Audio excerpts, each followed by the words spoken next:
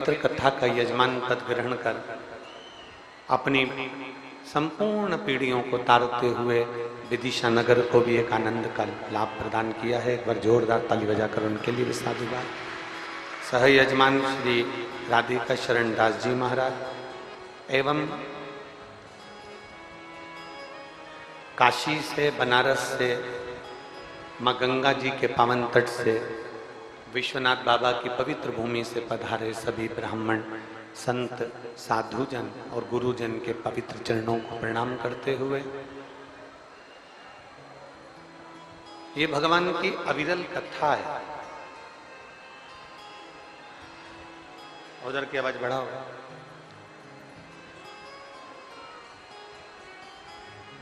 ये देवादिदेव महादेव की पवित्र कथा है जिसका लाभ लेने के लिए आप और हम आज विराजमान हैं। आज महीने की मासिक शिवरात्रि भी है और विदिशा वालों का बड़ा सौभाग्य है जो इस पवित्र कथा का लाभ ले रहे हैं।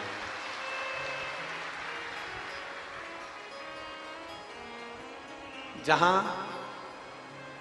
प्रेम, जहां करुणा, जहां वात्सल्यता, जहां स्नेह होता है, वहां मेरा देवादिदेव महादेव खिंचकर चले आते हैं। हम पहले भी एक बात कथाओं के माध्यम से कहते आए हैं, आप कभी भी शिव महापुराण में नहीं जाते, आप कभी भी भगवान शंकर के शिवालय में नहीं जाते, भगवान के सत्संग में, शिव महापुराण में, भगवान शंकर के शिवालय में आप अगर जा रहे हैं, आप अगर पहुंच रहे हैं तो ये मानकर चले कि आप नहीं जा रहे हैं।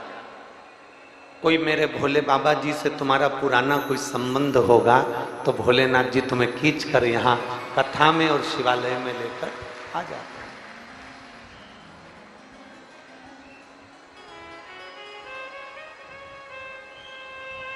वो एक स्मरण हमारे निखिलेश जी करते रहते हैं ना कि वो दुनिया वाले क्या जाने मेरा रिश्ता पुराना। ये कोई रिश्ता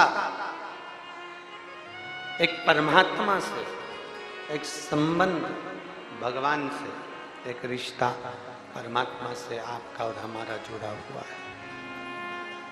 और जब वो संबंध, जब वो रिश्ता भगवान से आपका और हमारा जुड़ा होता है, तब कहीं ना कहीं देवादिदेव महादेव हमको खींचकर अपनी ओर बुला लेता है। अब इस भाषा को एक सहज भाषा में अपन समझें कि जब शादी का सीजन आता है,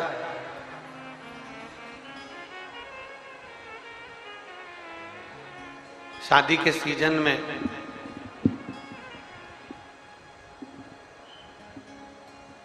बहुत सारी पत्रिकाएं हमारे और आपके यहाँ आती हैं। बोलो सही है कि गलत है? जम के तो बोलो जरा, सही है? कितनी सारी पत्रिकाएं आपके और हमारे यहाँ आती हैं। शादी का सीजन है, पत्रिका ढेर सारी आकर अपने अपने घर में रखी हुई है।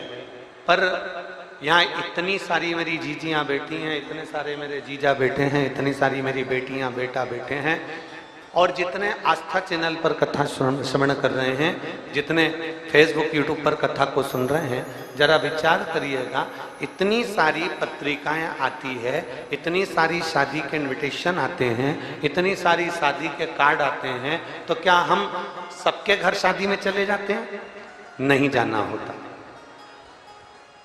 एक ही तारीख की शादी है, 14 तारीख की शादी है, और 14 तारीख के कम से कम 15 पत्र तुम्हारे यहां पर आए।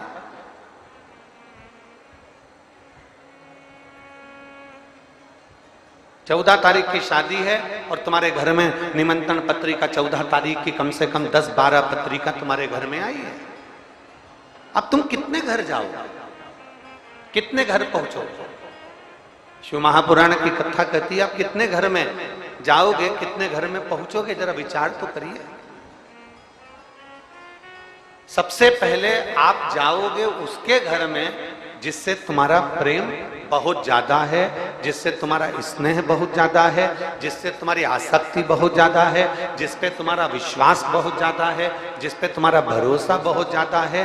तुम अगर जाओगे तो जिससे तुम्हारा प्रेम जुड़ा हुआ है तुम सबसे पहले उसके पास जाओगे। भले 14 जगह से पत्रिका आई हो, 15 जगह से पत्रिका आई हो, पर जिससे लगाव ज्यादा होता है, जिससे प्रेम ज्यादा होता है, मेरे उसी के घर में आपका जाना होता है। बस यही शिव पुराण की कथा कहती है कि लोटा लेके तो लोग मंदिर में जाते हैं, भगवान शंकर के मंदिर में त्रिपुंड लगाकर जाते हैं, रुद्राक्ष की माला भी पहनकर जाते हैं, भगवान शंकर की भक्ति भी करते हैं, बैठकर ढोलक बजाकर भजन भी गाते हैं, मंदिरा भी बजाते हैं, खूब नाचते भी हैं, कूदते भी हैं, खूब आनंद के साथ शंकर जी का प्रसाद भी बांटते हैं, आरती भी करते हैं, भजन भी करते हैं, कीर्तन भी करते हैं। उसी तरह जैसे पत्रिका तो बहुत जगह से आती है, पर भगवान शास्त्र और पुराण हमारा कहता है कि पत्रिका ढेरों आई, परंतु जिससे हमारा लगाव है उसके घर हम जाते हैं। आप कितना भी लोटा भरकर जल चढ़ाओ,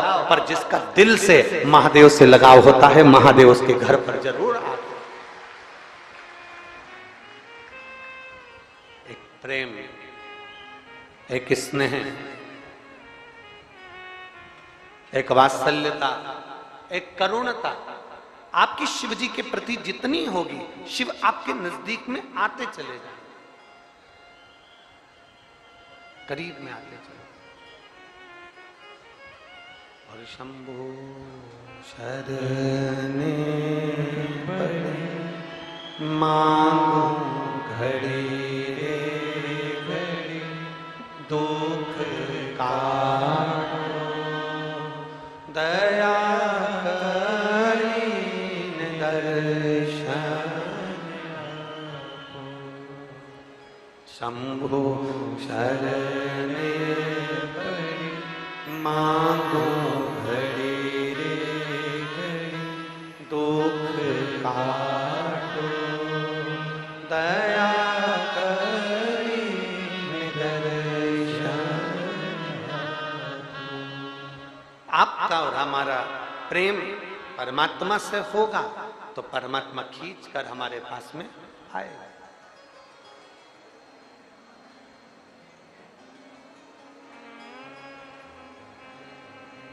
एक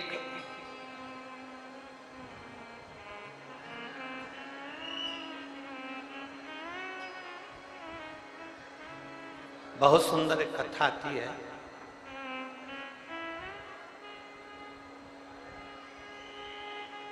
एक माली था। शिव महापुराण का बड़ा सुंदर एक बड़ा अच्छा संवाद है। एक माली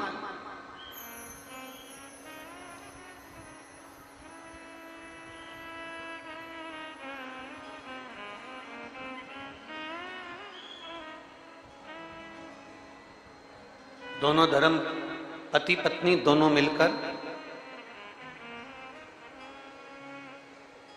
पुष्प का श्रृंगार बनाते और पुष्प का श्रृंगार बनाकर बेचा जाता।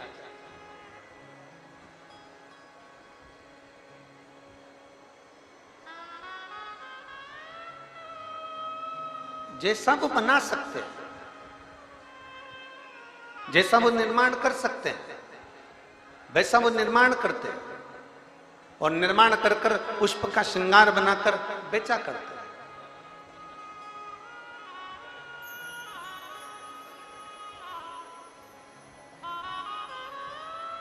पर एक नियम उनका बड़ा प्रबल था। दोनों पति पत्नी का एक नियम बड़ा प्रबल था।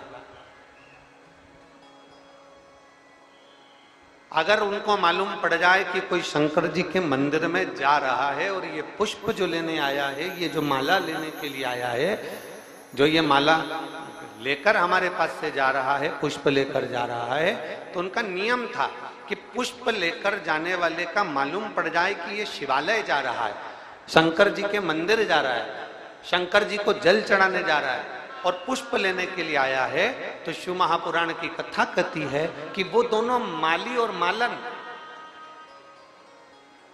दोनों माली मालन जब माला देते थे तो उसके साथ में थोड़ी सी बेलपत्र, 2-4 बेलपत्र और 2-4 पुष्प, वो माली और मालन उस डलिया में, उस टोकनी में, उस पत्ते में बांध कर लपेट कर दे देते थे कि ये जो बेलपत्र है, ये जो पुष्प है, ये आप भोलेनाथ जी को हमारी ओर से समर्पित कर दें।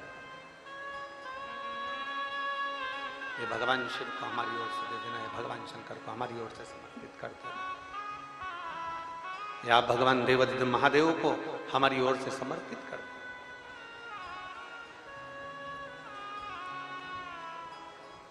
दोनों माली और मालन का नियम था। अब एक प्रसंग आपके भीतर हो, अपनी जिंदगी में एक स्मरण करिएगा, बन सके, अगर बन सके आपके जीवन में, आप जल चढ़ाने नहीं जा सकते, आप शंकर जी के मंदिर नहीं जा सकते, आप शिव के शिवालय तक नहीं पहुंच सकते, तो प्रयास करो कि हमारे नजदीक में से कोई बहन, कोई भाई, कोई परिवार का सदस्य, कोई बाजू वाला, कोई पड़ोसी अगर शंकर के मंदिर में जल चढ़ाने के लिए जा रहा है और मान लो जल चढ़ाकर आ भी रहा है ना, तो उसका मात्र कलश का या उसका मात्र हम दर्शन भी कर लेते हैं तो भगवान शंकर के शिवालय का पूरा पुण्य फल हमारे पास प्राप्त हो जाता है।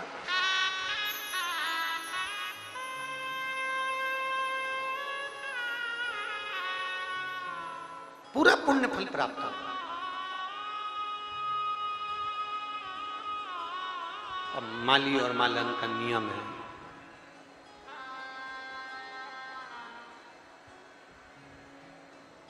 माली और मालन का नियम है, और माली और मालन का नियम, अगर कोई शिवालय जा रहा है, भगवान शंकर के मंदिर जा रहा है, तो थोड़ा सा पुष्प, थोड़ी सी बेलपत्र पात्र में बांधकर डाल कर दे दिया। शायद आज भी, अब इधर का विदिशा का तो हमको नहीं मालूम, पर हमारे सीहोर का तो हमको मालूम है, और भोपाल में भी जब कथा करी तो उसमें भी हमने थोड़ा सा लोगों से पूछा था कि आपके इधर भी ऐसा होता है, तो वहां भी ये मालूम पड़ा कि वहां भी लोग यही करते हैं। आज भी फूल बेचने वाले, पुष्प की माला बेचने वाले जो माली होते हैं, जो ओरिजिनल माली पुष्प माला बेचने वाले होते हैं, आज भी जो नियम इनका पूर्व से चला आ रहा था कि बेलपत्री और फूल ये अपने उस डलिया में डालकर अलग से दे देते थे, तो हमारे सीहोर में आज भी नियम है कि माली मालन अगर फूल बेचते हैं, आप माला लेने जाओ, कोई सामान लेने जाओ, तो वो अलग से पन्नी के अंदर 2-4 फूल, 2-4 बेलपत्र अलग से डालकर दे ही देते हैं। वो नियम आज तक चला। अब इधर का विदिशा का तो हमको नहीं मालूम, पर हमारे उधर का आज भी नियम है कि आप माला लेने जाओगे और कहोगे कि साहब माला दे दो, तो माला देगा तो 2 फूल या 4 फूल या जो बेलपत्र उसके पास में होगा तो बेलपत्र, फूल होगा तो फूल, पंखड़ी होगी तो पंखड़ी, वो पन्नी के अंदर डालकर दे देगा। क्यों देता है? क्योंकि आप भगवान के लिए लेकर जा रहे हो, और ये माला जो आपने खरीदी ये आपके पैसे की है, पर जो फूल 2 मैंने इसमें डाल कर दिया है, ये मेरे भाव से मेरे महादेव के लिए है, मेरे शिव के लिए समर्पित, मेरे भगवान देवाधिदेव महादेव के लिए समर्पित।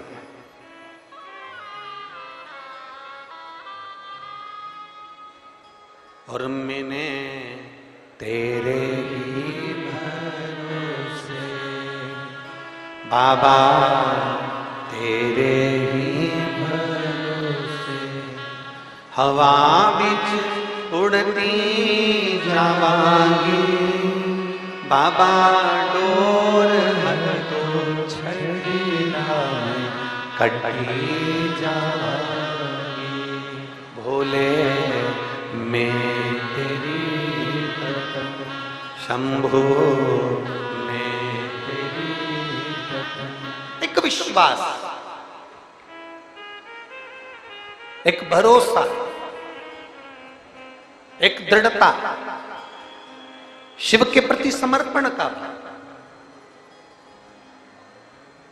माली के घर में माली और मालन दोनों हैं, दोनों फूल बेच रहे हैं, दोनों भगवान शंकर की भक्ति कर रहे हैं, दोनों शिवालय की आराधना कर रहे हैं, पर इनके घर में कोई संतान नहीं है, इनके घर में कोई औलाद नहीं।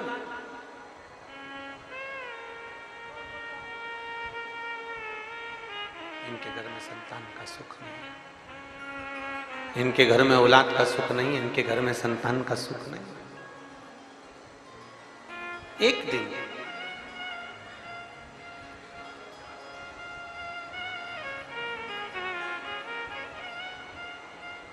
अब आप लोग अगर कहें कि गुरुजी आप कौन से माली की कथा सुना रहे हैं, तो विष्णु पुराण में, मत्स्य पुराण में, धर्मोत्तर पुराण में, नवदुर्गा उपनिषद में माता पार्वती जी की एक सहेली का नाम है मालिनी। मां जगत जननी पार्वती जी की एक सहेली का नाम है मालिनी, जिसका स्त्री का चेहरा नहीं, हाथी का चेहरा है। अगर आप लोग शास्त्र में पढ़ेंगे तो आपको पार्वती जी की एक सहेली का नाम मालिनी का पूरा विवरण उस शास्त्रों में हमें प्राप्त हो जाता है, और ये कथा उसी की चल रही है। माली के घर में संतान नहीं है, माली के घर में औलाद नहीं है। दोनों पति पत्नी माला तैयार करते हैं, पुष्प श्रृंगार करते हैं, भगवान के लिए दे देते हैं। कहीं शिवालय कोई जा रहा है तो बेलपत्र डालकर दे देते हैं। ऐसा नियम चलते चलते समय निकल गया, बहुत समय निकल गया, पर इनके घर में औलाद का सुख नहीं हुआ। जब औलाद का सुख नहीं हुआ, एक दिन माली की धर्म पत्नी मालन रो रही थी, आंख से आंसू बह रहे थे, और घुट घुट पानी पीती जा रही और रोती जा रही, उसकी आंख में आंसू भरा हुआ।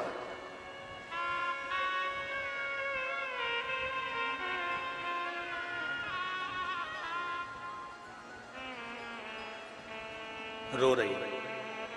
पति ने पूछा, माली ने पूछा उससे,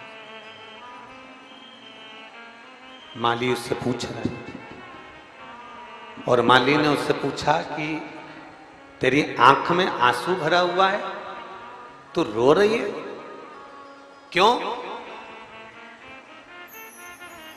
कितनी सुंदर बात माली ने अपनी मालन से कहा। भगवान का श्रृंगार करते समय, भगवान को भोग लगाते समय, भगवान को सुलाते समय, भगवान को जगाते समय, और भगवान के लिए कोई अच्छा आयोजन करो उस समय, जब मांग में सिंदूर भरे नारी उस समय, हाथ में चूड़ा पहने नारी उस समय, पांव में बिछुड़ी पहने नारी उस समय, 16 श्रृंगार नारी कर रही हो उस समय, माली मालन से कह रहा है ये वो समय है जिस समय पर नारी या पुरुष किसी की आंख में आंसू नहीं आना चाहिए। ये वो समय है।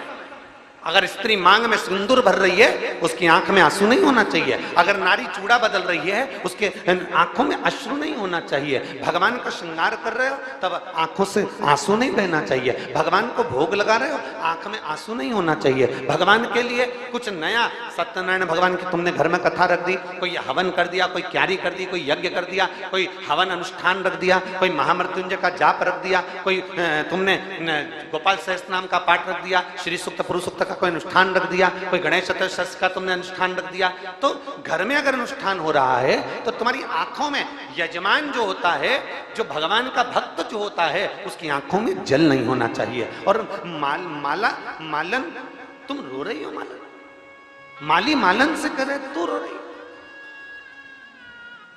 तेरी आंख में जल, तू रो रही, तेरे नैनों से जल बह रहा है।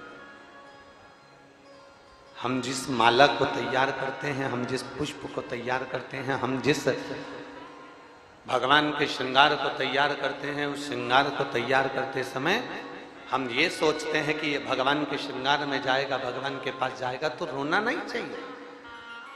मालन तू रो रही है। मालन कहती है स्वामी मेरे घर में संतान नहीं।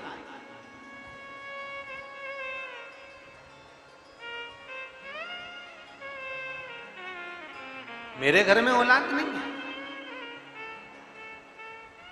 कभी मौका लगे तो दुर्गा उपनिषद के अंतर्गत यदि हम अध्ययन करें, मत्स्य पुराण में, धर्मोत्तर पुराण के अंतर्गत यदि हम अध्ययन करें तो उसमें बड़ा सुंदर बात आती है।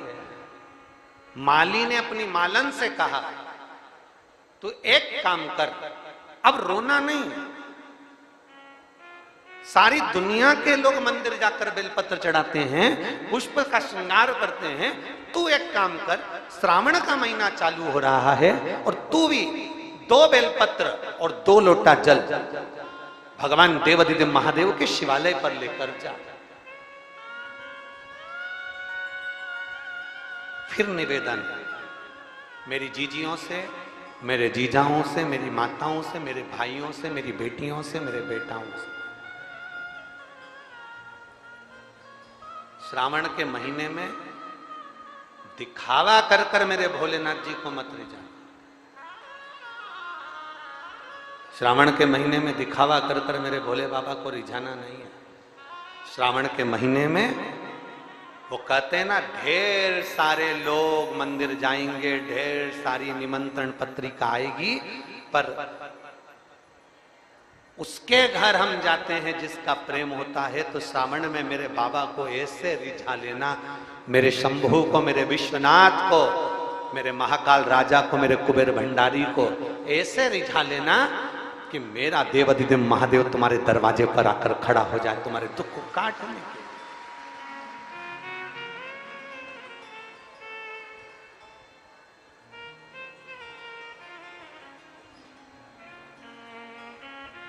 रिझाओ उसको।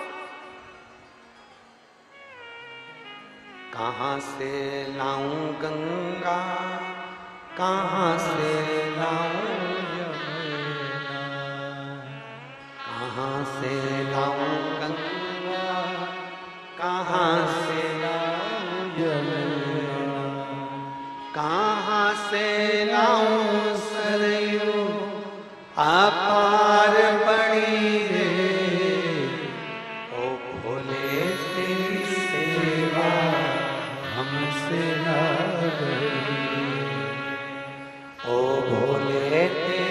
सेवा हमसे ना बड़ी। कहाँ से लाऊं लड्डू, कहाँ से लाऊं पेड़ा, कहाँ से लाऊं लड्डू, कहाँ से लाऊं पेड़ा, कहाँ से लाऊं बर्फी वो शक्कर चढ़ी रे।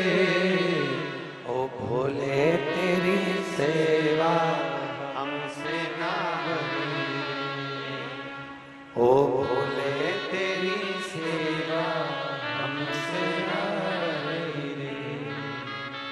कई लोग कहते हैं गुरुजी साल भर 1 लोटा जल और सावन में 2 लोटा जल।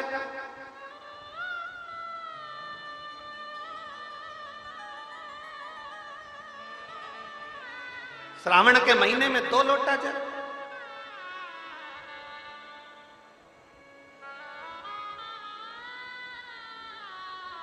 महाराज 2 लोटे जल से मतलब है अपनी भक्ति को श्रावण के महीने में दुगना करना। कितना करना? जम जम के बोलो जरा विदिशा वाले। दुगना अपनी भक्ति। एक पत्र है, देखिए, हम ज्यादा पत्र अभी पढ़े नहीं है।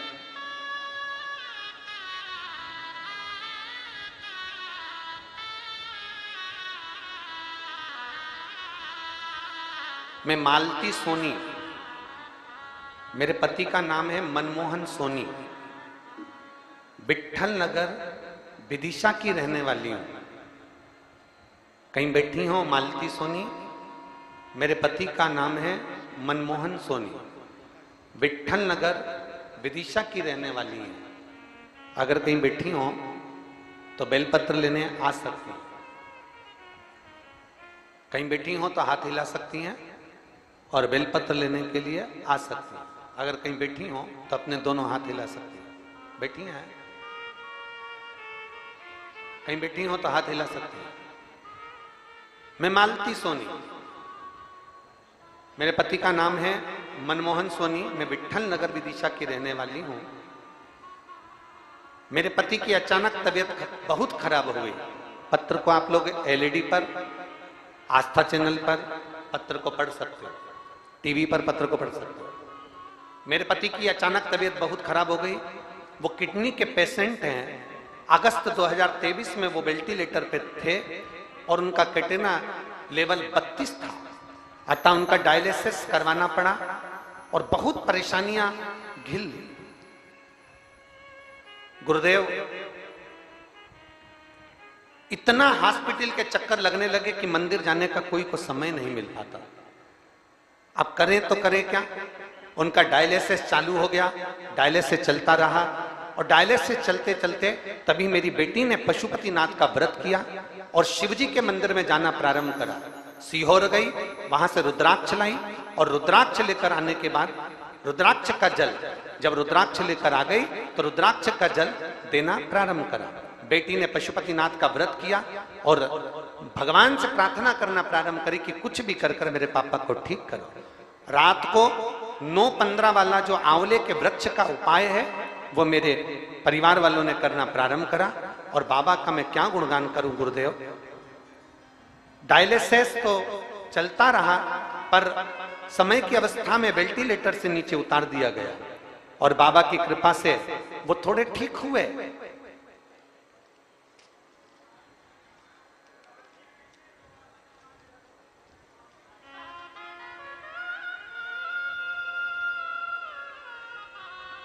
मेरे भोलेनाथ जी की कृपा का मैं क्या गुणगान करूं। रुद्राक्ष का जल देते, बेलपत्र का लाकर उनके पास में रख देते, तभी जो नहीं होना था गुरुदेव वो हो गया और उनका जो फिस्टूला बनता था वो अचानक से बनना बंद हो गया।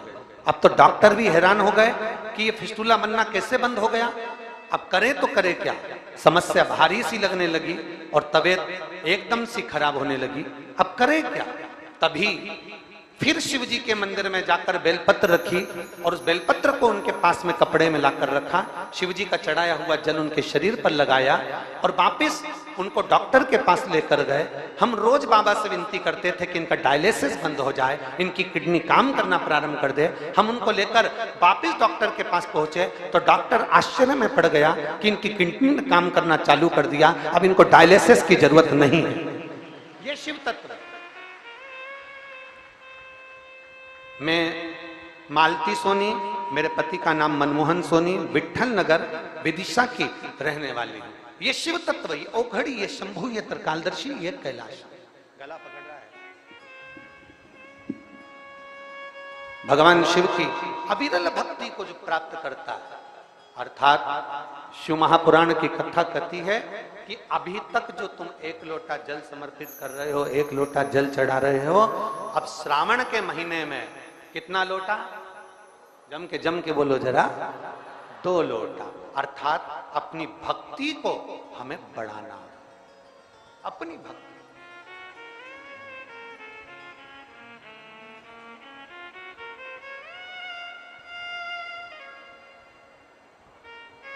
और जैसे जैसे भक्ति बढ़ती चली जाए, जैसे जैसे भक्ति और विश्वास दृढ़ होता चले जाए, उतना उतना सुख का अनुभव हमारी जिंदगी में होता चलेगा। तू रो रही है मालन, तू रो रही है?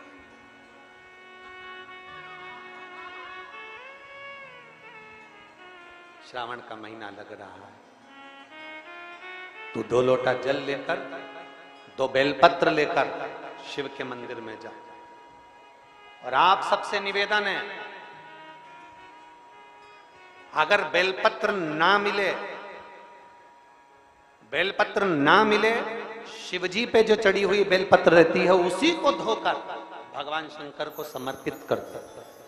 और अगर बेलपत्र वो भी ना मिले तो शिव महापुराण की कथा कहती है, भगवान शंकर का संवाद कहता है कि अपने 3 उंगली भगवान देवाधिदेव महादेव को स्पर्श करा दो, वो भी बेलपत्र का कार्य ही करती है। भगवान शिव उसको स्वीकार कर, शिव उसको अब किसी ने एक बात कही, कहने वाले बहुत सारी बातें कह देते हैं कि गुरुजी क्या शंकर भगवान के शिवलिंग का स्पर्श करना चाहिए?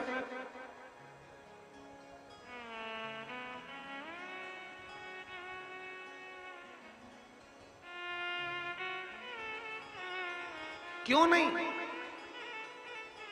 माता सती, उमा, पार्वती, माता कात्यायनी, चंद्रघंटा, स्कंदा, जितनी जितनी माताएं हैं संसार, स्वयं लक्ष्मी जी भगवान शंकर के शिवलिंग का निर्माण कर, माता लक्ष्मी जी भी भगवान शंकर के शिवलिंग का निर्माण कर भगवान शंकर के शिवलिंग का निर्माण कर उसका पूजन करती हैं। माँ ब्रह्माणी स्वयं भगवान शंकर के शिवलिंग का निर्माण कर पूजन करती हैं। माँ इंद्राणी, इंद्र जब हार गए सत्ता, पूरा के पूरा बेबहू चले गया, वृत्रासुर असुर ने सब कुछ नष्ट कर दिया, तब इंद्राणी ने स्वयं बैठकर शिवलिंग की आराधना करी, शिवलिंग का निर्माण करा और शिवलिंग की पूजन करी। हमारा शास्त्र कहता है, कोई कहे तुमसे कि किस किस शिवलिंग स्पर्श कर सकते हैं, जरा विचार करिएगा। भगवान की मूरत पर, भगवान के ऊपर जो जल चढ़ता है, हम स्नान कराकर वो जल को, भगवान का चढ़ा हुआ जल, आप में से कोई ऐसा है कि भगवान का चढ़ा हुआ जल बाथरूम में फेंक देते होगे? जम के तो बोलो जरा। नहीं, भगवान का चढ़ा हुआ जल, भगवान के स्नान का जल, आप में से कोई ऐसा है कि उसको रोड पर फेंक देता होगा? नहीं, भगवान का चढ़ा हुआ जल, भगवान को जल स्पर्श कर जाता है तो वो जल भी तुलसी के पौधे में चला जाता है, अच्छे वृक्ष में चले जाता है। जरा विचार करिएगा, मात्र जल भगवान को स्पर्श करा तो वो जल तुलसी के क्यारे में चले गया। अगर हम हमारे महादेव का स्पर्श कर लेते हैं तो हम भी भगवान के धाम को चले ही जाते। मात्र स्पर्श,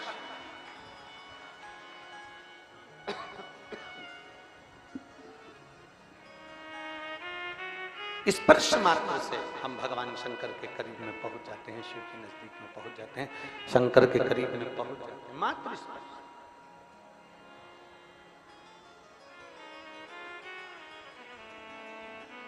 तुम जाओ, 2 लोटा जल लेकर जाओ और 2 लोटा जल लेकर, 2 बेलपत्र लेकर भगवान शिव के शिवालय में पहुंचिए, भगवान शंकर के मंदिर में पहुंचिए।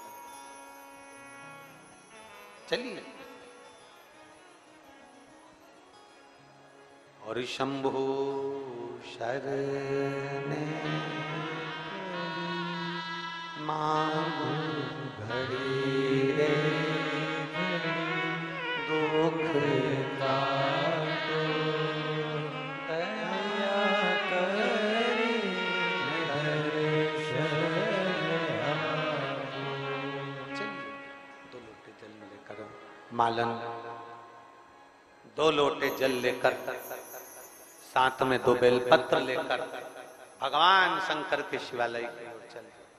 भगवान शिव के शिवालय की ओर बढ़ी, शिवलिंग की ओर आगे बढ़ती चली। रोज जाए, सावन के महीने में रोज भगवान शंकर की आराधना करे, रोज भगवान शिव के मंदिर रोज जाए, शिवालय रोज जाए, प्रतिदिन।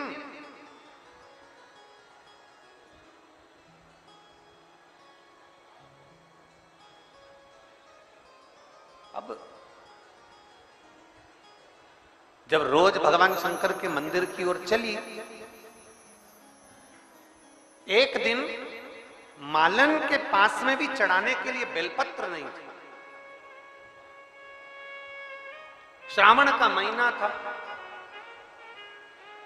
व्रत उसके चल रहे थे, भूख बहुत लग रही थी।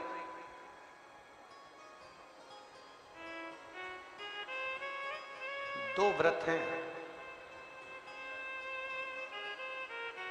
शिव महापुराण की कथा कहती है 2 व्रतों का स्मरण जरूर करिएगा।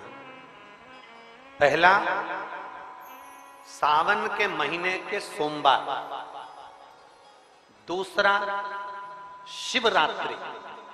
कौन कौन से? जम के बोलिए जरा। सावन के महीने के सोमवार और दूसरा शिवरात्रि। शिव महापुराण की कथा कहती है, साल भर तुम कोई व्रत करे ना करे, साल भर तुमने कोई उपास करा ना करा, अगर ये शिवरात्रि का व्रत और सावन के महीने के सोमवार का व्रत जो मनुष्य कर लेता है, उसको वर्ष भर के व्रत का सारा पुण्य अपने आप प्राप्त हो, उसको वर्ष भर के पूरे व्रत का पुण्य प्राप्त हो जाता है। दो व्रत है, दो व्रत। एक व्रत है सावन के सोमवार का और दूसरा व्रत है शिवरात्रि। सावन का सोमवार और शिवरात्रि, ये दो व्रत। कितने लोग हैं यहाँ जो सावन के सोमवार का व्रत करते हैं? जरा हाथ उठाइए। सब करते हो? बहुत बढ़िया। हर हर बोल बम का नारा है। आवाज नहीं आई, जरा दमदारी से बोलो। बोल बम का नारा है, सारी समस्या का हल सावन में दो लोटा।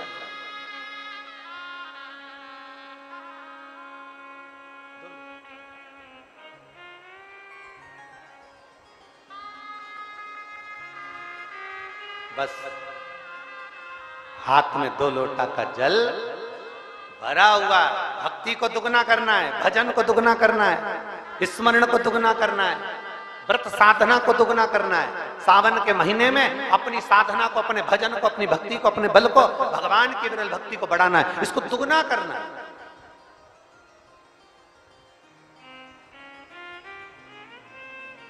मालन को भूख लग रही है, बेलपत्र भी नहीं है, भगवान शिव को समर्पित करने के बेलपत्र भी उसके पास में नहीं। भूख लग रही, बेलपत्र भी उसके पास में। अब क्या कर, विचार कर। एक बेलपत्री के वृक्ष के नीचे बेलपत्र लेने के लिए पहुंची। देखो मार्ग कौन दिखाता है? मार्ग दिखाने वाला कौन है? देवादिदेव महा आपको मार्ग दिखाने वाला। ये सब मार्ग के ऊपर चलता है। अब कल दोपहर में कथा में हमने कह दिया कि कल कथा विराम दे दी, फिर बाद में कहीं शंकर जी को बेत्रवती माता ने भोलेनाथ जी से कहा होगा ये हो क्या रिया,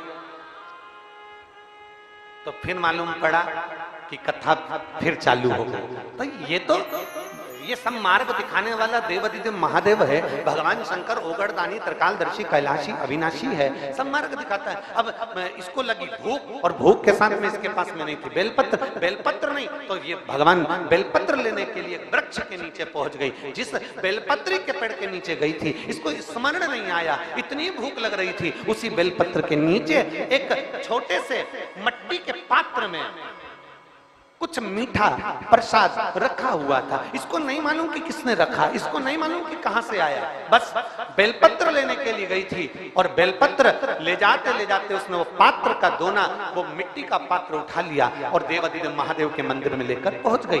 बेलपत्र लेकर आज मंदिर में नहीं गई, आज थोड़ा सा मीठा लेकर, जो उसको मिला था उसको लेकर मंदिर में पहुंच गई। और भगवान देवादिदेव महादेव के सामने, भगवान शंकर के सामने, भगवान शिव जी की साक्षी में उसने वो मिष्ठान रखकर भगवान भोलेनाथ जी से प्रार्थना करी, आज मेरे पास देने के लिए बेलपत्र नहीं है, मैं जल लाई हूँ, साथ में ये थोड़ा सा प्रसाद लाई हूँ, आप पा लीजिए। और भगवान को देने लगे। कहाँ से लाऊं लड्डू, कहाँ से कहाँ से लाऊं बर्फी, वो शक्कर जड़ी रे, और भोले तेरी सेवा हमसे ना बड़ी। ओ भोले तेरी सेवा हमसे ना बड़ी रे। कहाँ से लाऊं लड्डू, कहाँ से लाऊं पेड़ा, कहाँ से लाऊं लड्डू, कहाँ से लाऊं पेड़ा, कहाँ से लाऊं शक्कर चढ़ी रे, ओ भोले तेरी सेवा हमसे ना बने रे। ओ पूजा की थाली में लिए खड़े रे, पूजा की थाली में लिए खड़े रे, ओ भोले तेरी सेवा हमसे ना बने रे, ओ भोले तेरी सेवा हमसे ना बने रे। आप में से कितने लोग बैठे हैं जो शंकर जी की पूरी सेवा कर सकते हैं, पूरा पूजन कर सकते हैं? शंकर जी की पूरी पूजन किसी को आती है क्या? अरे जम के तो बोलो। भगवान शंकर की पूरी पूजा किसी को आती है?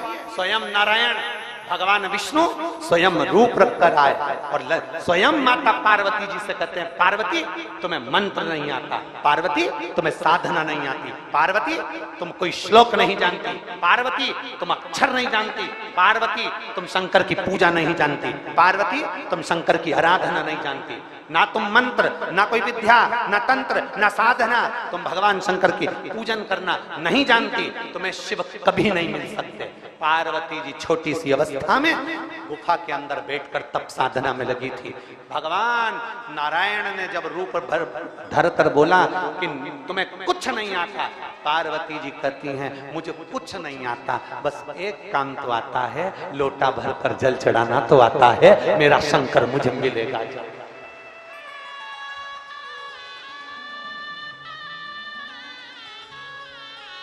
कोई तुमसे कहे तुम्हें पूजन करना नहीं आता, तुम्हें चंदन लगाना नहीं आता, तुम्हें जनेऊ चढ़ाना नहीं आता, तुम्हें बेलपत्र चढ़ाना नहीं आता, तुम्हें शंकर जी को भोग लगाना नहीं आता, तुम्हें शंकर जी की आरती करना नहीं आती, तुम्हें शंकर जी को रिझाना नहीं आता, पंचामृत से स्नान कराना नहीं आता, पहले दूध चढ़े की, जल चढ़े की, दही चढ़े की, शहद चढ़े, तुम्हें कुछ नहीं आता, तुम्हें क्या चढ़ा रही हो, तुम्हें कुछ अंदाजा नहीं है। उससे कहना मुझे कुछ नहीं मालूम, मैं तो केवल इतना जानती हूँ महादेव मेरे हैं, मैं महादेव की हूँ, एक लोटा जल चढ़ा लेती हूँ, बस मेरा महादेव से रीच जाता है। मैं ज्यादा नहीं जानती, मुझे ज्यादा आडंबर नहीं आता, मैं ज्यादा पहचानना नहीं आता कि मैं क्या चढ़ाऊं और क्या ना चढ़ाऊं। बस मैं इतना जानती हूँ कि शंकर को रिझाने का एक तरीका है, पंचाक्षर मंत्र का जाप कर लो, नमः शिवाय, षडाक्षर मंत्र का जाप कर लो, ओम नमः शिवाय, या श्री शिवाय नमस्तुभ्यम का जाप कर लूं, या एक लोटा जल मेरे महादेव को रिझा लूं, वो भी ना बने 3 बार ताली बजाकर शिव को रिझा लूं, वो भी ना बजे तो बम्बा भोले बोल कर मैं शिव को रिझा लूं, इतना भी ना बने तो उसके शिखर का दर्शन कर कर मैं मेरे महादेव को अपना बना लूं। बस इतना जानती हूं और कुछ नहीं।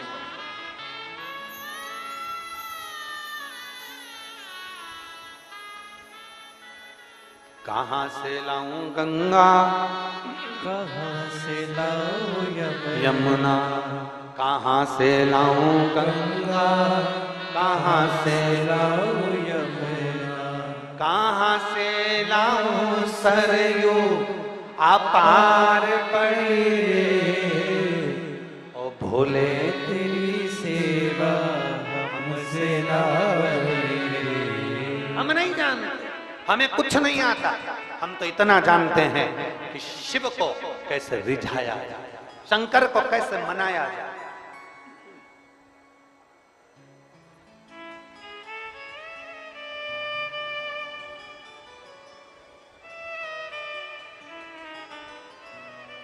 अब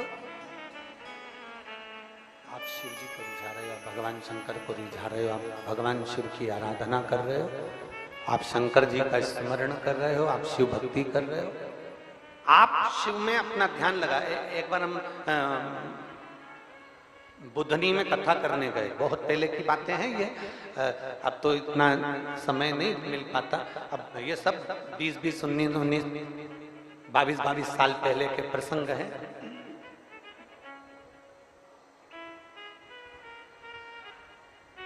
और बहुत से ऐसे प्रसंग रहते हैं जो स्मरण में बने रहते हैं। जब हम एक बार विदिशा में कथा करने के लिए आए थे 23 साल पहले, नंदवाना में छोटी छोटी गली थी विदिशा की नंदवाना में, और वहां श्रीनाथ जी की हवेली है, शायद हवेली अभी भी होगी, हवेली जी के पास में ही यजमान का घर था अग्रवाल जी का, जहां कथा करी थी, अनाज का काम था, भी उनके साथ कोई कमी हो गई है इसलिए वो लोग नहीं आए। तो हवेली जी से सामने वाली पट्टी में 4-5 घर छोड़ के शायद अग्रवाल धर्मशाला या कोई उस धर्मशाला पे, अब पहले तो पुरानी थी, नहीं हो गई क्या वो? अच्छा, पहले पुरानी थी, उसमें ऐसी लकड़ी की बनी हुई थी और एक बड़ा सारा हॉल था, बीच में लकड़ी के खंबे लगे हुए थे, उसी में हम रुके थे, विदिशा में आए थे, उसी में हम लोग ठहरे।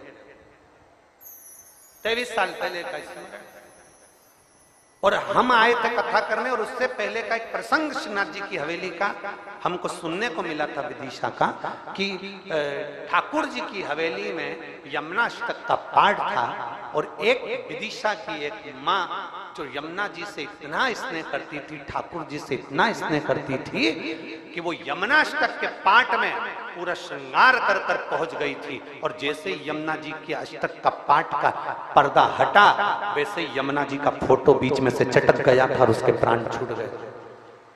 ये विदिशा का इतिहास कहता है,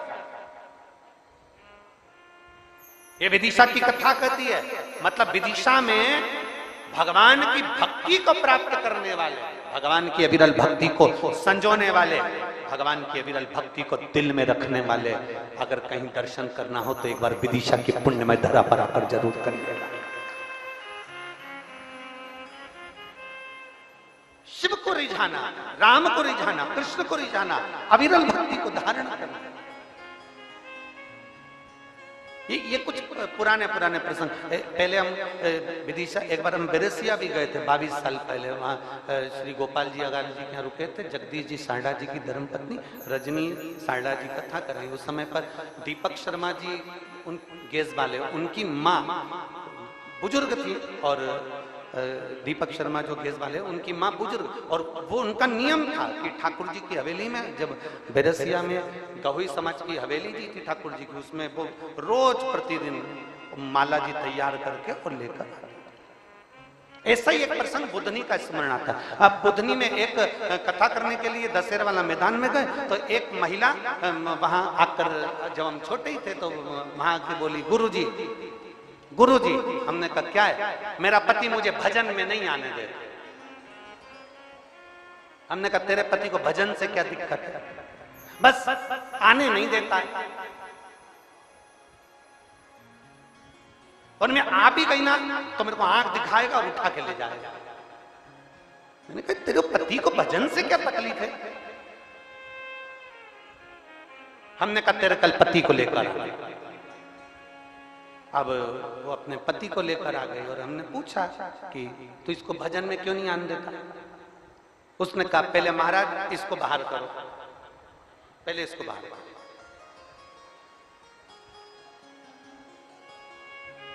हमने कहा जीजी तू बाहर हो। हमने कहा बोल रे जीजा, तू हमारी बहन को कथा में क्यों नहीं आने देता? नहीं आने दूंगा, आज भी नहीं आने दूंगा, ना कभी नहीं आने दूंगा। तो हमने कहा मत आने दे, पर बता तो सही क्यों नहीं आने देता? कि जब भी भजन में जाती है एक ही भजन गाती है, कैलाश पर्वत पे जाके रेऊंगी और भोले को अपना बना के रेऊंगी। तो भोले से तेरे को तकलीफ क्या है ये बता? भोले से तकलीफ नहीं है, हमारे पड़ोस में चाट का ठेला लगा था, वो भी भोला ही है। नहीं जानता,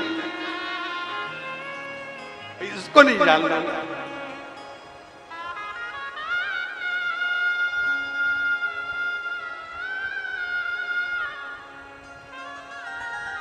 अब हमने उससे कहा कि जीजी को बुला, जीजी को बुलाया, तेरे हाथ जोड़ूं, आज के बाद तू भोले का भजन नहीं गाएगी कैलाश पर्वत पे जाके रहने वाले।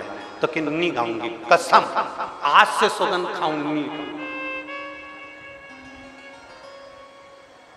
अब वो शाम को फिर भजन में आ गई, और राजपूत आंटी थी, वो भजन साथ में बैठ के गाए, तो उसने फिर भजन छेड़ दिया, भोले भंडारी रे दूर करो। उसका पति फिर मेरे पास आके खड़ा हो गया, देख अभी तुम देख,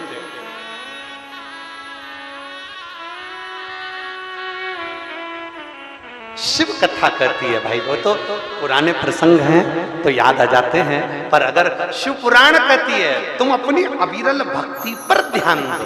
दुनिया क्या समझ रही है, दुनिया क्या बोल रही है, दुनिया क्या कर रही है, उससे मतलब नहीं होना चाहिए। क्या किसको रोइए, चादर तान के आग लगे बस्ती में, अपन रहो मस्ती में। दूसरे के चक्कर में अपन अपनी जिंदगी क्यों नाश करें। भजन करो, कीर्तन करो, स्मरण करो। परिवार वाले अगर मना करते हैं कि शिव पुराण में मत जाओ, मत जाओ। परिवार वाले मना कर रहे हैं कि मंदिर मत जाओ, मत जाओ। परिवार वाले तुमसे कहते हैं कि शंकर का नाम मत लो, मत लो। घर में रहो, घर में रहकर भगवान शंकर की ऐसी भक्ति करना। घर में रहकर तुम्हारे घर में जो मिट्टी का गमला हो, कोई भी पौधा हो, उस पौधे में मिट्टी को उठाकर उसका शिवलिंग बना लो, वहीं पर पूजन कर लो, वहीं पर भजन कर लो। वो मना करे कथा में मत जा, घर में बैठकर टीवी चालू करके कथा सुन लो। वो मना करे शिवालय मत जा, घर में भगवान शंकर के मंदिर न जाकर अपने घर में शिवलिंग पर जल चढ़ा लो। पर शंकर की भक्ति जरूर करो, क्योंकि शिव भक्ति के बिना जीवन का कल्याण नहीं है, पार नहीं हो सकता।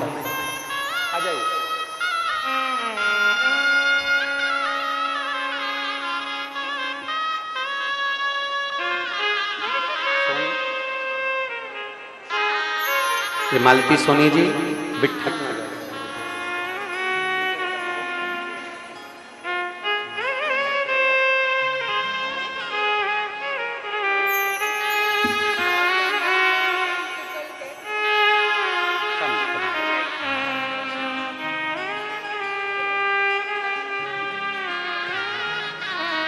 पति का डायलिसिस चल रहा था,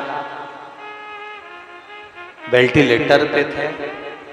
डॉक्टर ने कह दिया था कि डायलिसिस लगातार चलेगा, और शिव जी पर इतना भरोसा इस जीजी ने करा, इस बहन ने करा कि अब डायलिसिस बंद हो गया और शंकर की कृपा से किडनी ने काम करना प्रारंभ किया। ये शिव भक्ति, इसको शंकर का।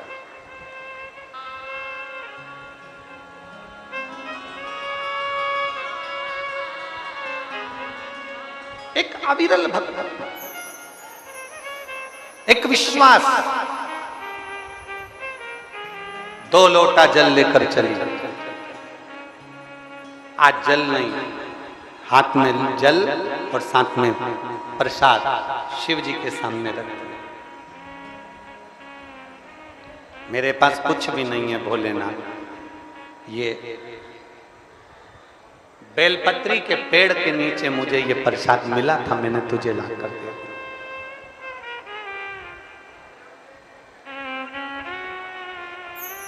बेलपत्र के वृक्ष के नीचे ये प्रसाद मिला था, मैंने तुम्हें ला कर दिया। सत्य बोलो, शिव के सम्मुख में सत्य बोलो। पड़ोसी के घर के फूल तोड़कर लेकर अगर भगवान को चढ़ा रहे हो तो पहले भगवान से कह देना लीलाबाई के घर के।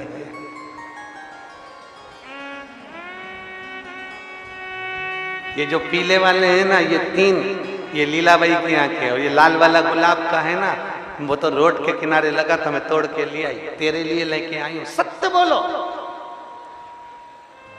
तुम्हारे भोले स्वरूप से, तुम्हारे भोले भाव से, तुम्हारे भोली मुख की वाणी से मेरा शंकर इतना प्रसन्न हो जाएगा कि तुम्हें शंकर को ढूंढने की जरूरत नहीं पड़ेगी, शंकर तुम्हें ढूंढता हुआ तुम्हारे पास आएगा। कह दो ना, हमारा है ही नहीं, कह दो ये फूल है, ये माला है, ये सब हमारा नहीं है। हमारा है क्या?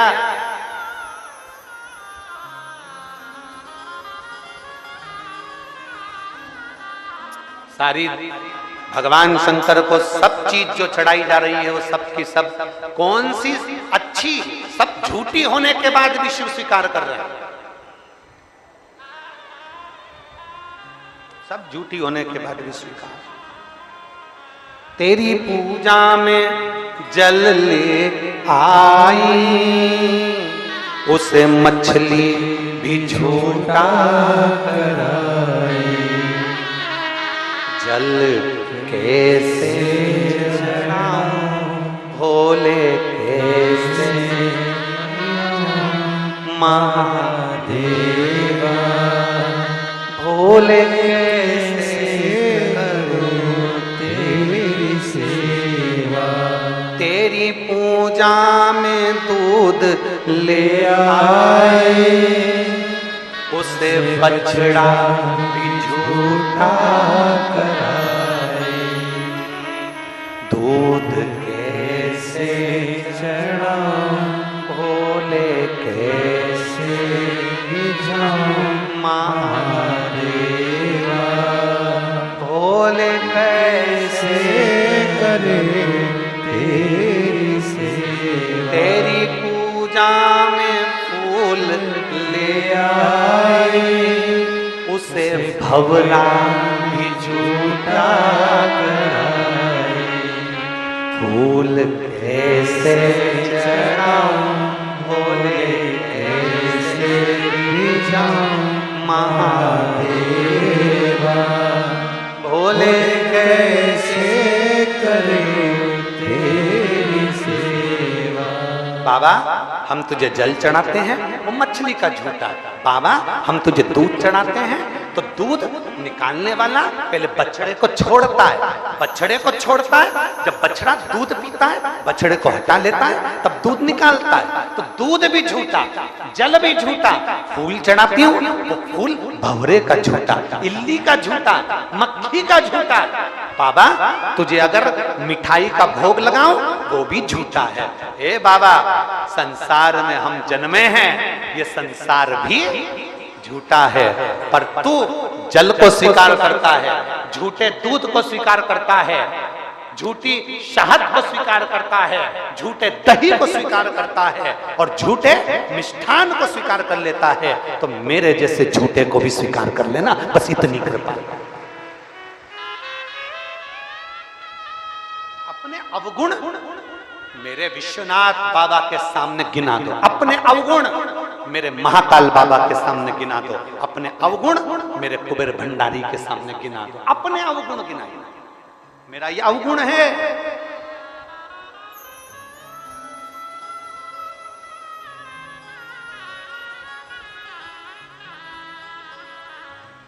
अपना अवगुण जरूर गिनाओ। मंदिर में जाकर अपना यश गुण मत गाओ। मैंने ये करा, मैंने भोजन कराया, मैंने भंडारा करा, सोमवार का व्रत करा, प्रदोष का व्रत करा, शिवरात्रि का व्रत करा, मैंने साबूदाने की खिचड़ी बनाई थी तो मैं भोग लगाई थी, मैंने 3 बार 3 प्रदोष मैंने शंकर जी का अभिषेक किया, मैंने ब्राह्मण को घर पे बुलाकर उनको दक्षिणा दी, ऐसा करा वैसा करा। ना ना ना ना, शिव महापुराण की कथा कहती है शंकर के लिए करा गया, अपने बच्चों के लिए करा गया। परमात्मा और अपने बच्चों के लिए करा गया। कभी बार बार स्मरण मत करो, उसकी याद मत दिला, कभी नहीं। अपने गुण और दूसरे के अवगुण कभी चिल्लाकर मत बोलो। क्या क्या जम के बोलो जरा। अपने गुण और दूसरे के अवगुण कभी चिल्लाकर नहीं बोलना।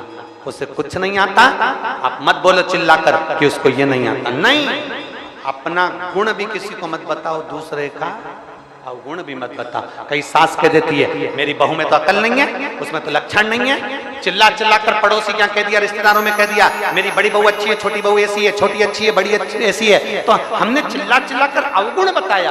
और जितना जितना हम अवगुण बताते हैं वो बहू अंदर से उतनी उतनी टूटती चली जाती है। फिर वो सम्मान नहीं करती, आदर नहीं करती। आप उसके अवगुणों को बताओ मत, उसके अवगुण को छुपाकर ये प्रयास करो कि मेरी बहू को मैं एक दिन सिखा कर रहूंगी और अच्छा बनाकर रहूंगी। यह उसके अंदर गुण लाकर हम अवगुण बता रहे हैं।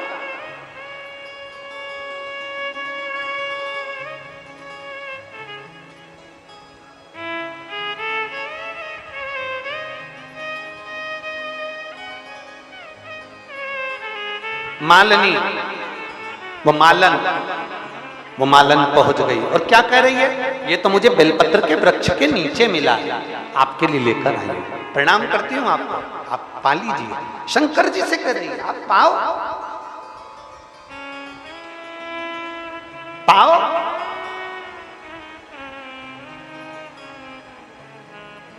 जिद पकड़ ली उस मालन ने, जिद, ऐसी जिद तुमने कभी नहीं पकड़ी होगी। तुम भगवान के सामने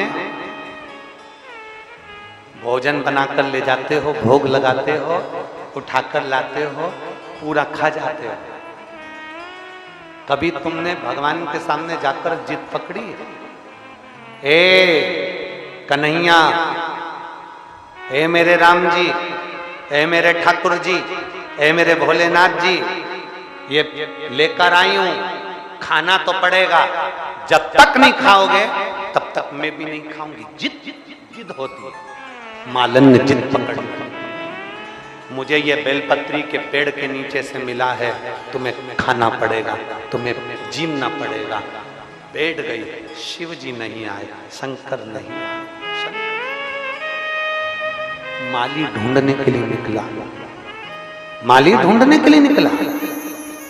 माली को लगा मेरी पत्नी कहां रह गई, आज दिन भर से नहीं दिखी। दिन भर की कब की गई मंदिर? मंदिर में गया माली। माली ने देखा कि पत्नी भगवान शंकर के शिवलिंग से लिपट कर बैठी थी और सामने प्रसाद रखा हुआ था और कह रही है कि खाओ पाओ, खाओ पाओ, बार बार कह रही है। पति ने उसको जगाया, बावरी हो गई है, तू क्या पागल हो गई है, चल उठ चल। पत्नी कहती है नहीं, जब तक ये नहीं पाएगा तब तक मैं जाऊंगी नहीं। शिवलिंग को लपेट कर रोती रही, बाबा आना पड़ेगा, खाना पड़ेगा, बाबा आना पड़ेगा, खाना पड़ेगा। अब तो बाबा था, कभी अपने असली स्वरूप में मेरा बाबा नहीं आता। किसी साधु के वेश में, किसी साधारण के वेश में, किसी सन्यासी के वेश में, किसी स्त्री के वेश में, किसी पुरुष के वेश में, किसी बच्चे के वेश में, किसी दूसरे के वेश में मेरा बाबा आ जाता है।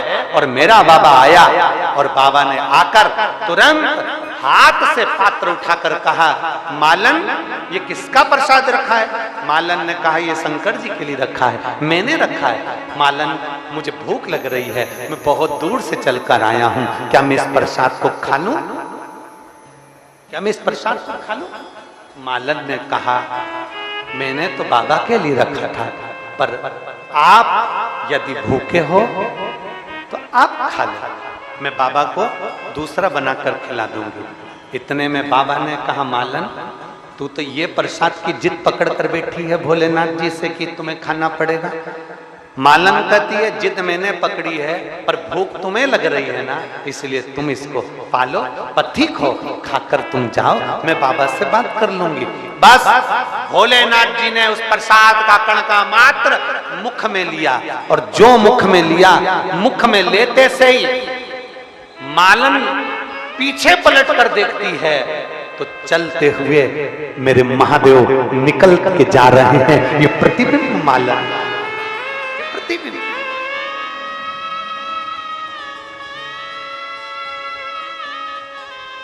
आंख से आंसू बहते हैं, बचा हुआ प्रसाद मालन खा लेती है। मालन प्रसाद को पाकर सुख पाती है और उसका गर्व ठेरता है, गर्व ठेरता है। एक बेटी जन्म लेती है जिसका नाम मालिनी होता है। क्या नाम है उसका? मालन की बेटी जन्म लेती है जिसका नाम मालिनी होता है। वो मालिनी बचपन से मिट्टी का शिवलिंग बनाकर पूजन करती है, शंकर की आराधना में डूबी रहती है, शिव स्तुति में डूबी रहती है।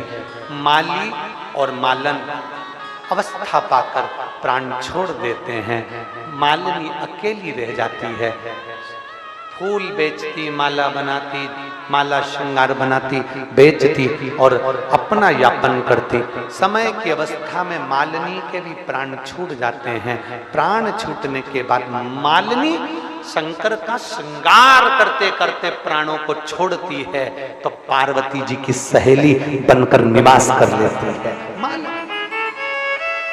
पर पूर्व के समय का जो भान था, पूर्व के समय का जो ज्ञान था, मालिनी पार्वती जी की सहेली तो बन गई, शंकर जी की आराधना में डूब गई, शिव की स्तुति में डूब गई। पर मालिनी आज शंकर की स्तुति में डूबी थी और डूबी डूबी एक दिन जल भरने के लिए सरोवर में जाती है, शिव के पूजन के लिए। क्या देखती है कि अपने प्रतिबिंब को देख लेती है जल में। जो जल में प्रतिबिंब देखा, देखकर सोचती है कि मैं तो सुंदर नजर आ रही हूं,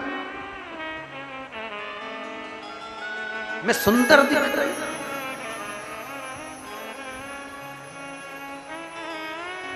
मालिनी को लगा कि मैं सुंदर नजर आ रही हूं। हो सकता है मेरी ये सुंदरता शिव की पूजन में बांधा बन जाए। मालिनी गई, पार्वती जी के चरणों में बैठ गई। पार्वती जी ने पूछा, मालिनी तुम मौन चुप क्यों, किस लिए? मालिनी कहती है, आज तक मैंने महादेव जी से कुछ नहीं मांगा, पार्वती माँ आपसे कुछ नहीं मांगा। आज मेरा मन करता है मैं आपसे कुछ मांग लूं। आज मेरा मन करता है मैं आपसे कुछ मांग लूं। मांगो, क्या चाहिए? पार्वती जी मुझे हाथी का मुंह लगा दो। मुझे सुंदर नहीं बनना है, मेरे को हाथी का मुख लगा दो। मालिनी को समझाया पार्वती जी ने, पर मानी नहीं। पार्वती जी ने मालिनी का हाथी का मुख लगा दिया। पार्वती जी की एक सहेली का वर्णन आता है मालिनी का, जिसका गजमुख है।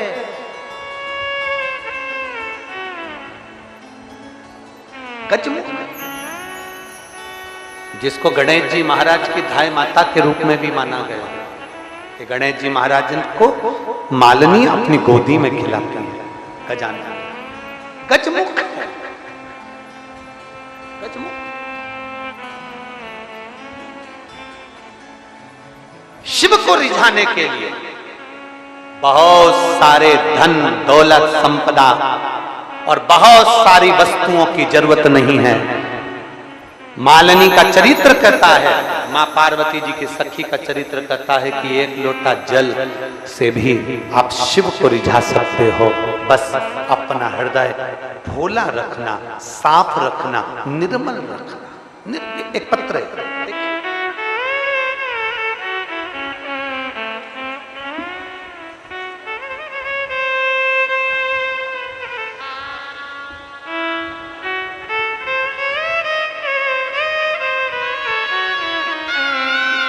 मेरा नाम राधिका शर्मा, जिला विदिशा, शमशाबाद हड़ा, शमशाबाद हड़ा की रहने वाली हूं।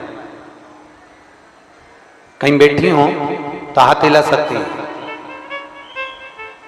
राधिका शर्मा, जिला विदिशा, शमशाबाद हड़ा की रहने वाली हूं। मैं महादेव का महिमा का क्या गुणगान करूं, एक लोटे जल का क्या गुणगान करूं।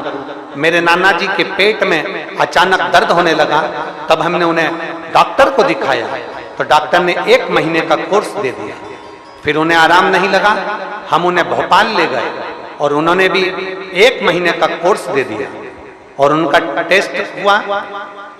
जब रिपोर्ट बाहर भेज दी गई तो उसकी रिपोर्ट के अनुसार दवाइयां चलना प्रारंभ हुई। कुछ दिन बाद दवाई खत्म हो गई और भोपाल में जब जांच चालू हो गई तो जांच में आया कि उनको पेट में गठान हो गई है और वो गठान कैंसर है। भोपाल में जांच में आया कि कैंसर और गठान बताई है। पेट का ऑपरेशन का बोल दिया डॉक्टर ने। अब ऑपरेशन का बोला, हम लोग डॉक्टर से कहकर आ गए कि हम कुछ दिन बाद ऑपरेशन कराएंगे। फिर हम हमारे घर आ गए। हमारे आसपास के लोगों ने कहा कि एक बार सीहोर चले जाओ। हम लोग सीहोर गए, वहां से रुद्राक्ष लेकर आए और रुद्राक्ष को तांबे के कलश में गलाते, पानी शिवजी को चढ़ाते, बेलपत्र चढ़ाते। शिवजी का चढ़ा हुआ जल हमने नाना जी को देना प्रारंभ कर दिया। पशुपति नाथ का व्रत करना प्रारंभ कर दिया।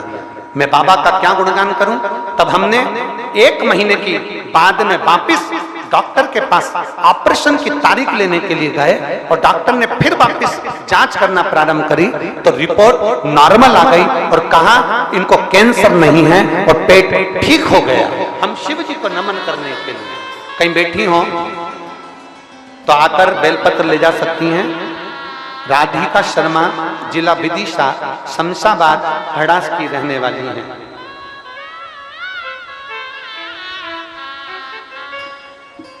और मैंने तेरे ही भरोसे बाबा तेरे ही भरोसे हवा बिच उड़ती जावांगी बाबा डोर हथों छठी नाम कटी जावांगी।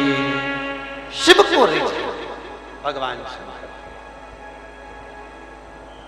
शिव को प्राप्त और धीमा बजाओ भोलानाथ डमरू धीमा बजाओ धीमा बजाओ भोलानाथ डमरू धीमा बजाओ धीमा बजाओ भोलानाथ डमरू धीमा बजाओ धीमा बजाओ भोलानाथ डमरू धीमा बजाओ धीमा बजाओ भोला धीमा बजाओ धीमा बजाओ भोला धीमा बजाओ धीमा बजाओ भोला धीमा बजाओ धीमा बजाओ भोला धीमा बजाओ अरे धीमा बजाओ भोलानाथ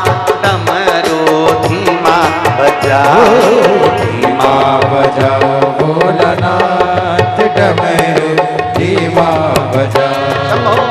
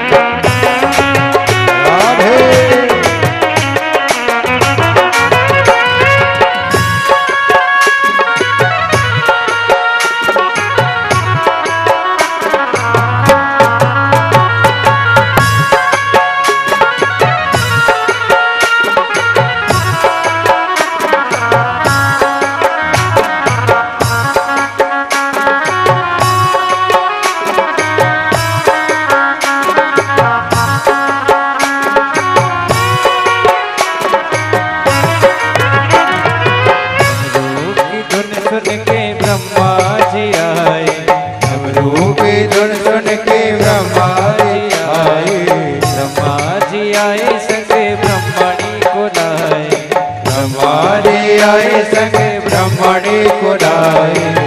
धीमा बजाओ भोलानाथ डमरू, धीमा बजाओ, धीमा बजाओ भोलानाथ डमरू, धीमा बजाओ, धीमा बजाओ भोलानाथ डमरू, धीमा बजाओ, धीमा बजाओ भोला, धीमा बजाओ भोला, धीमा बजाओ, धीमा बजाओ भोला, धीमा बजाओ भोला, धीमा बजाओ, धीमा बजाओ भोला, धीमा बजाओ भोला, धीमा बजाओ, अरे धीमा बजाओ भोलानाथ, धीमा बजाओ, राधे धीमा बजाओ भोलानाथ डमरू, धीमा बजाओ, धीमा बजाओ भोलानाथ डमरू, धीमा बजाओ, धीमा बजाओ भोलानाथ डमरू, धीमा बजाओ, डमरू धीमा बजाओ, डमरू धीमा बजाओ, डमरू धीमा बजाओ, डमरू धीमा बजाओ, डमरू धीमा बजाओ, डमरू धीमा बजाओ, डमरू धीमा बजाओ, डमरू धीमा बजाओ।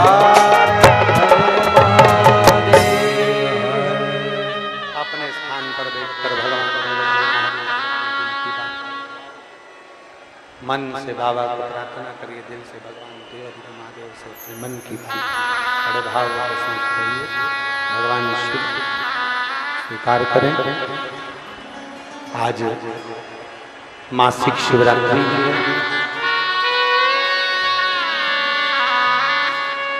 दिल से भगवान देवदेव महादेव से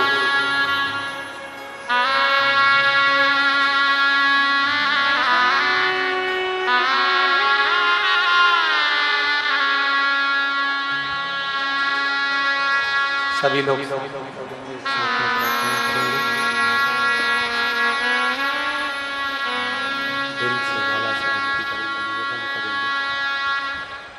भगवान शिव से अपने मन की बात बड़े भाव के साथ दिल से बाबा से प्रार्थना करेंगे।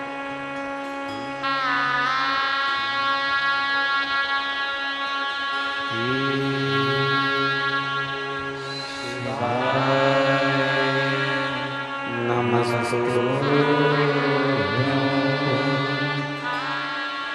श्री शिवाय, नमस्ते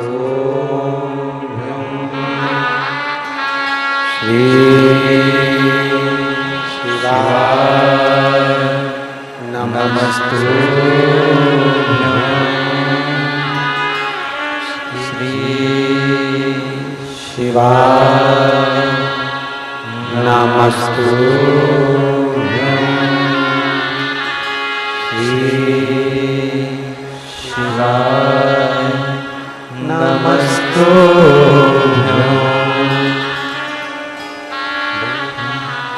सब दुख काटो हमारा, ओ भोला सब दुख काटो हमारा। शिव शंकर जपो तेरी माला, बाबा जपो तेरी माला, भोला सब दुख काटो हमारा, ओ भोला सब दुख काटो हमारा। देश है मंगल मंगलकारी, देश है मंगल मंगलकारी, शमशान वासी हमारा, शमशान वासी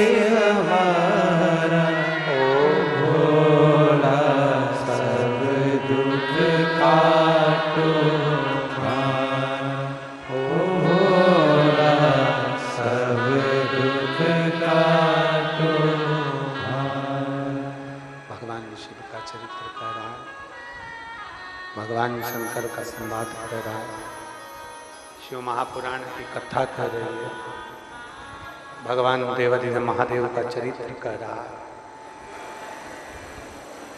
एक विश्वास के साथ में शिव को प्राप्त किया जा सकता है।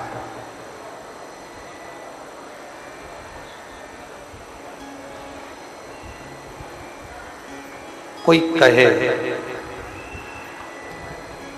तुम्हें क्या शिव की स्तुति आती है, शिव का मंत्र आता है, शिव की साधना आती है, शिव का कोई जाप आता है, शिव का कोई पाठ आता है? हमें कुछ नहीं आता, केवल देवादिदेव महादेव को रिझाना आता है, भगवान शंकर को रिझाना आता है।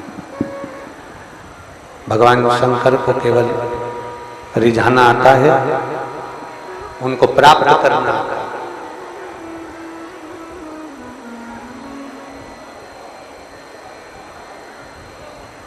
एक बार माँ पार्वती जी विराजमान है,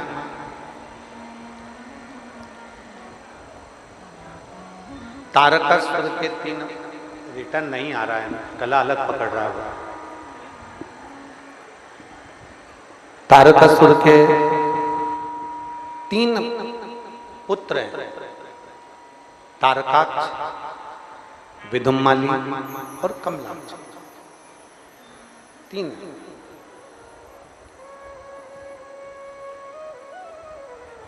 अब मां जगतजननी पार्वती जी विराजमान,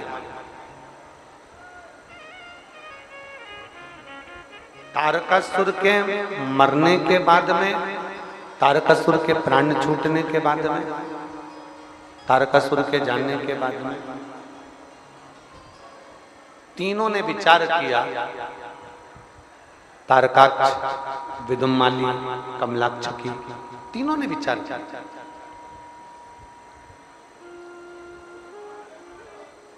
हम कभी मरे ही ना, हमारे प्राण छूटे ही नहीं। ऐसा कोई उपाय किया जाए, ऐसा कुछ किया जाए जिससे हमारे प्राण ही ना छूटे। दुनिया केवल यही सोचती है, संपूर्ण ब्रह्मांड यही सोचता है कि हमने जितना कमा के रख लिया है, जितना जोड़ कर रख लिया है, अब हमें मरना नहीं है, बस अब कुछ भी ऐसा हो जाए कि हमारे को ऐसी अमर बूटी मिल जाए जिससे हमारे प्राण ना छूटे, हमारे प्राण ना छूटे, ऐसी कोई अमर बूटी हमको प्राप्त हो जाए।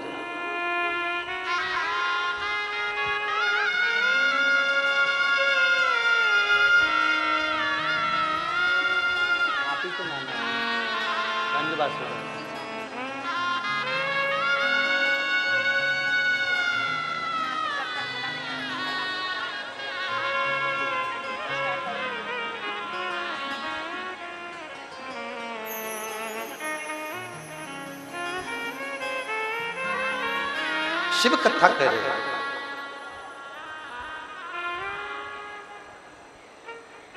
हमने पहले भी कथा में कहा है कि बादाम खाओगे तो भी मरना है और नहीं खाओगे, बोलो तो जम के, तो भी मरना है। पार्लर जाओगे तो भी मरना है और नहीं जाओगे तो भी मरना है।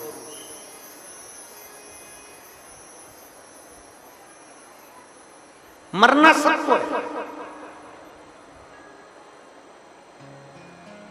प्राण सबके छूटना,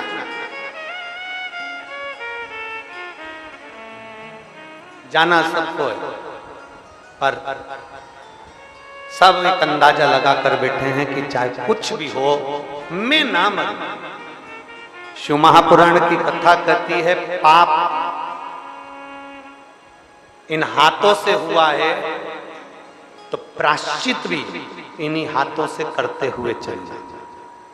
झूठ इस मुख से बोला है तो सत्य भी इसी मुख से बोलते हुए चल जाए। पाप इस शरीर के द्वारा हुआ है तो प्रायश्चित भी इस शरीर के द्वारा करते चलना। तो कम से कम मेरे देव अधिदेव महादेव के सामने जाओगे तो मुख तो दिखा सकते हो कि हमने अपने पाप कर्म को धो दिया। हमने अपने पाप कर्मों को धो दिया, हमने अपने पाप कर्मों को समाप्त कर दिया, हमने अपने पाप कर्मों को धो दिया।